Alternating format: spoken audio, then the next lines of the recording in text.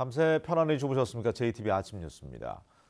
오늘 아침은 기온이 임실 영하 7도, 진안 영하 5.5도, 완주 영하 2.4도, 전주 영하 1.5도 등을 보이고 있습니다. 오늘은 가끔 구름이 많겠습니다.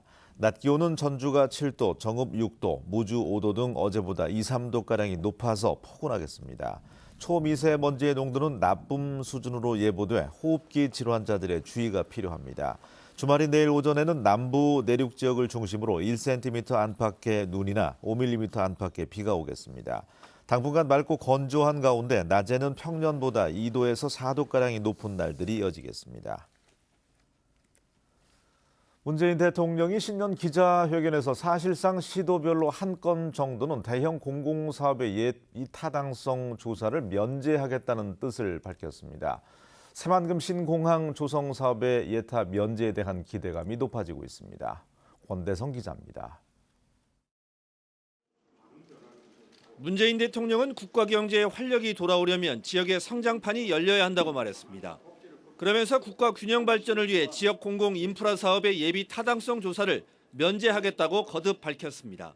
국가 균형 발전을 위해 꼭 필요한 공공 인프라 사업은 엄격한 선정 기준을 세우고 지자체와 협의하여 예비 타당성 조사를 면제하고 조기 착공하도록 하겠습니다.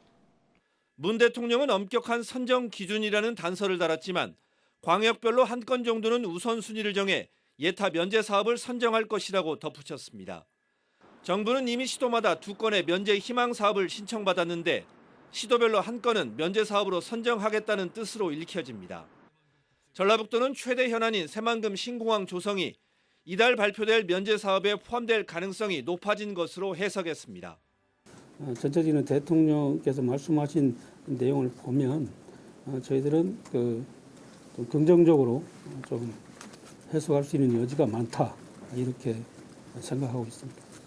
문 대통령은 수소경제와 더불어 조선소와 GM 공장이 문을 닫은 전북처럼 경제 위기 지역에 대한 지원 사업도 강조했습니다. 지역 주력 산업의 구조조정 등으로 경제에 어려움을 겪고 있는 지역에 14개의 지역 활력 프로젝트를 추진하겠습니다. 이에 따라 지난해 말 정부가 발표한 14가지에 포함된 수소 상용차 산업 거점화 추진에 한층 힘이 실리게 됐습니다. 또한 새만금 재생에너지 단지 조성과 조선 기자재 업체의 재생에너지 사업 진출 사업 등도 속도를 낼 것으로 보입니다. JTBC 뉴스 권대성입니다. 김승수 전주시장이 새 기자회견을 갖고 주요 현안에 대한 추진 계획을 밝혔습니다. 종합경기장 문제는 롯데 측의 참여를 놓고 협의를 벌이고 있으며 역점 사업으로 추진하는 특례시 지정에 대해서는 쉽지 않다고 말했습니다. 오정현 기자가 보도합니다. 지난해 도지사의 환수 발언까지 나왔던 종합경기장 문제에 대해 김승수 시장은 여전히 쉽지 않다며 말문을 뗐습니다. 전주시는 전라북도와의 입장차를 좁힐 수 있는 방안을 놓고 롯데 측과 계속 협의를 벌이고 있습니다. 일단 종합경기장 개발에 롯데 측의 참여를 어느 선까지 받아들일 것인지가 쟁점입니다. 영세 상인들의 피해를 최소화할 수 있는 방안과 사업 부지의 소유권 문제 등도 논의되고 있습니다. 인내심을 가지고 또 롯데 측이라든지 전라북도와 계속 대화를 통해서 좋은 안이 도출될 수 있도록 최선을 다하겠습니다. 김승수 전주시장은 최근에 급부상한 특례시 지정을 올해도 역점 사업으로 추진하기로 했습니다. 광역시가 없는 전라북도의 차별 문제를 바로잡을 수 있는 기회지만 현실적으로 쉽지 않다고 말했습니다. 김 시장은 전주와 청주, 성남시를 특례시에 포함시키는 문제이기 때문에 전체 정치권의 공감을 얻기는 힘들다고 밝혔습니다. 국회에서 통과하는 것은 사실 굉장히 어렵습니다만 이번 기회를 통해서 광역시 없던 지역들이 얼마나 그동안에 차별도 받았고 어려웠는가를 국가적으로도 인식시킬 수 있는 좋은 기회라고 봅니다. 전주시가 종합경기장 문제에 대한 돌파구를 끌어내 전라북도와 본격적인 협의에 들어갈 수 있을지가 2019년 상반기 전주시장의 최대 변수가 될 것으로 보입니다. JTBC 뉴스 오정현입니다. 군산시가 올해 3천억 원가량의 군산사랑 상품권을 추가로 발행할 계획인데요. 하지만 전국의 지자체들이 상품권 발행에 뛰어들면서 정부가 지원하는 예산 확보에 비상이 걸렸습니다. 김진영 기자입니다. 군산시가 지난해 발행한 군산사랑 상품권은 모두 910억 원에 이릅니다. 상품권 발행으로 가맹점들의 평균 매출이 3천만 원가량 늘어나는 효과로 이어졌습니다. 주유소 이런 데는 엄청나게 매출이 많이 늘어났다고 다 반응답이 많고요. 그다음에 좀 높은 데가 도소매하고 음식점. 군산시는 올해는 3천억 원으로 발행 규모를 대폭 늘리기로 했습니다. 군산사랑 상품권 발행이 계획대로 발행되기 위해서는 발행 금액의 10%인 300억 원의 정부 지원이 반드시 뒤따라야 합니다. 이 예산을 확보해야 상품권을 구매하는 시민들에게 10%의 할인 혜택을 줘 유통을 활성화시킬 수 있기 때문입니다. 그러나 군산시의 기대처럼 300억 원의 정부 지원이 이루어지기가 쉽지 않은 상황입니다. 정부는 올해 전국 105개 지자체가 2조 원의 상품권을 발행할 것으로 보고 발행 금액의 4%인 800억 원을 분배하겠다는 입장입니다. 이럴 경우 군산시의 몫은 겨우 7억 원에 불과합니다. 산업 고용 위기 대응 지역이기 때문에 좀 특별 배려가 필요하다. 그래서 좀 저희는 그 4%로 해서는 안 되고 10% 지원을 해줘야 된다. 그래서 지금 저희가 행안부 쪽하고 지금 계속 협의를 지금 현재 하고 있고요. 골목 상권을 살려 심각한 경제 위기에서 벗어나겠다는 군산시의 계획이 차질을 빚지 않을까 우려가 나오고 있습니다. JTB 뉴스 김진영입니다. 진안군이 지역 농산물의 판로를 확대하기 위해서 전주 진출을 눈앞에 두고 있습니다. 이달 안에 전주에 로컬 푸드 매장을 열 계획이지만 가격이나 농산물 품목 면에서 경쟁력이 떨어진다는 지적이 나오고 있습니다. 하원호 기자가 취재했습니다. 전주시 의화동 동부 우회도로변에 들어설 예정인 진안군 로컬푸드 매장입니다. 농산물 판매장과 농가 레스토랑을 갖추고 이달 하순 안에 문을 열 계획입니다. 여기서 자동차로 5분 거리에는 국내 로컬푸드 직매장 1호인 완주 용진농협 로컬푸드 매장이 있습니다. 생산자 조직 면에서 큰 차이가 있습니다. 용진농협의 경우 600여 농민이 가공품을 포함해 800개 품목을 출하하고 있지만 진안 로컬푸드 매장의 참여 농가는 120여 농가밖에 되지 않아서 다양한 품목을 확보하는 데는 한계가 있습니다. 품목도 많고 원하는 대로 항시 와서 골라서 사가지고 갈 수 있고 그래요. 또 용진농협의 경우에는 농가들이 직접 농산물을 출하하지만 진안의 경우에는 군에서 진안 관내를 돌며 농산물을 수거해 오는 방식입니다.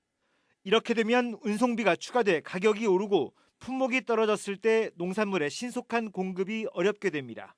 가격이 오를 수는 있겠지만 우리 군이 이제 그런 부분들을 일정 부분 좀 보조랄지 이런 걸 통해서 이제 그거를 좀 해소하고 모든 소득이 농가들한테 돌아갈 수 있도록 그렇게 조치할 예정입니다.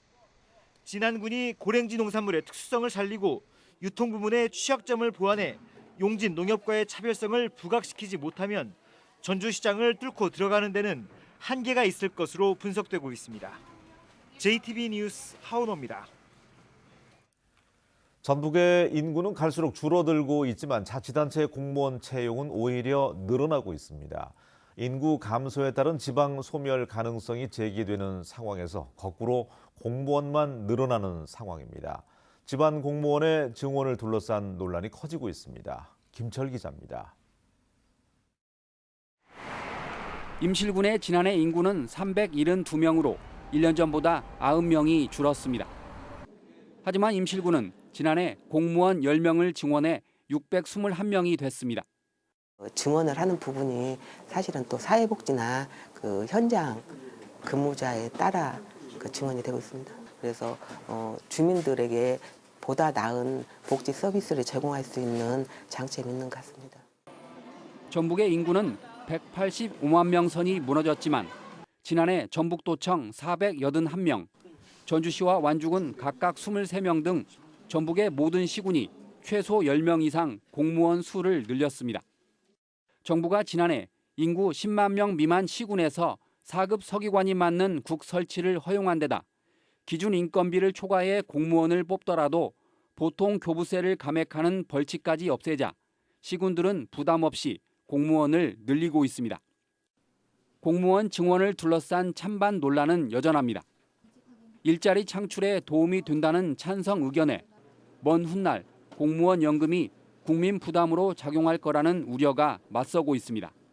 그 청년 일자리 창출 문제 굉장히 고무적이고 대학가에서는 그런 바람이 강하게 불고 있어요. 이번 정부가 추구하는 공무원 17만 명 지원, 그거에 대한 부담이 24조 정도 추가로 발생할 것이다 이렇게 이야기를 하고 있습니다만은 그분들에 대한 그 연금이 매년 굉장히 큰 부담으로 작용을 할 겁니다. 지나친 공무원 증원을 막으려면 감시 기능이 중요합니다.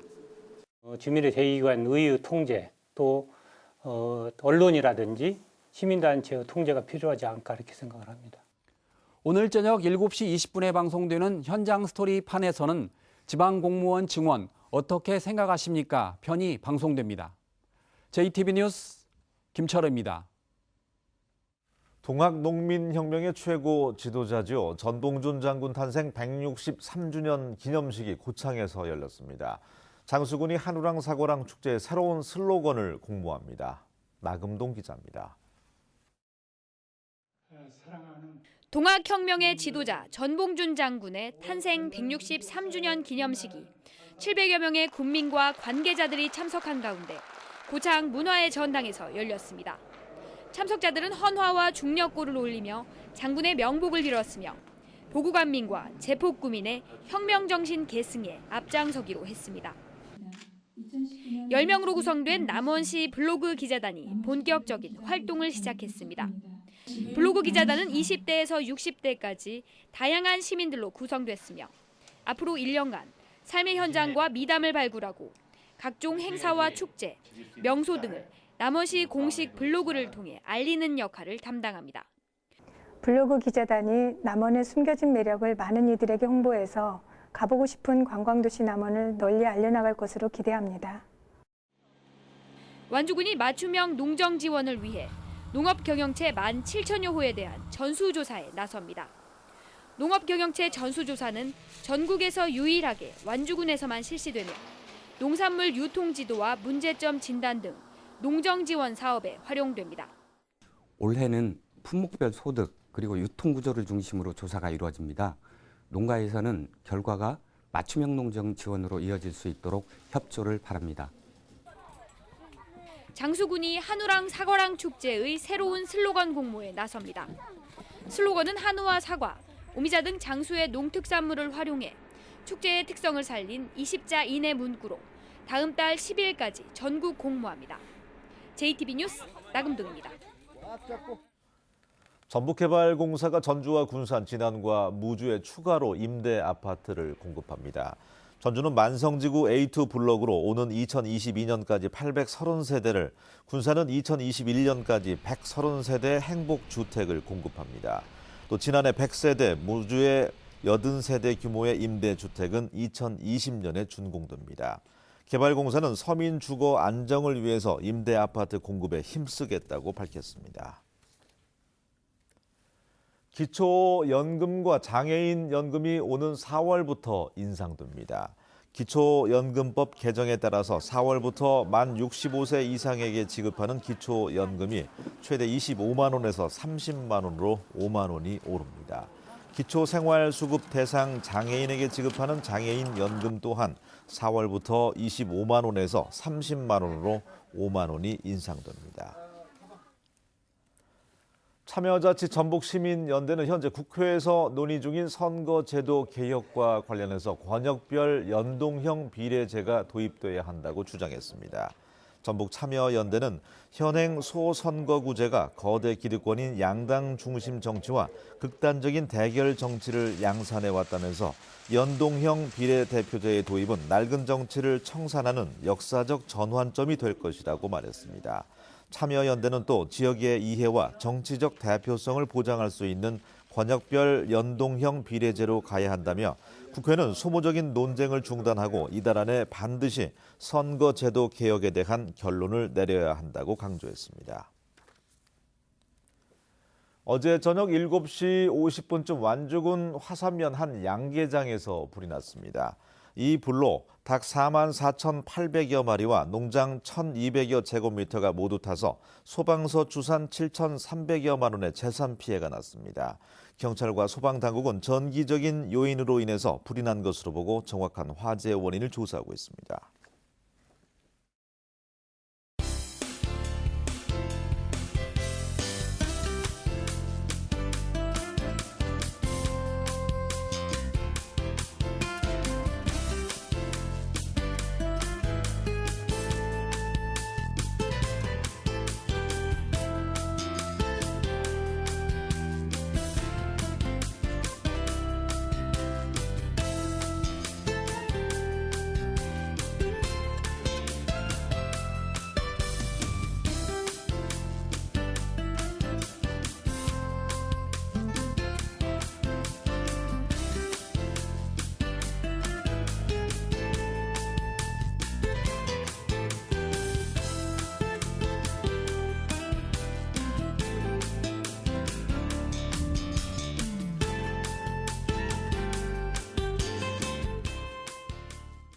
뉴스를 마칩니다. 활기찬 하루 보내시기 바랍니다. 고맙습니다.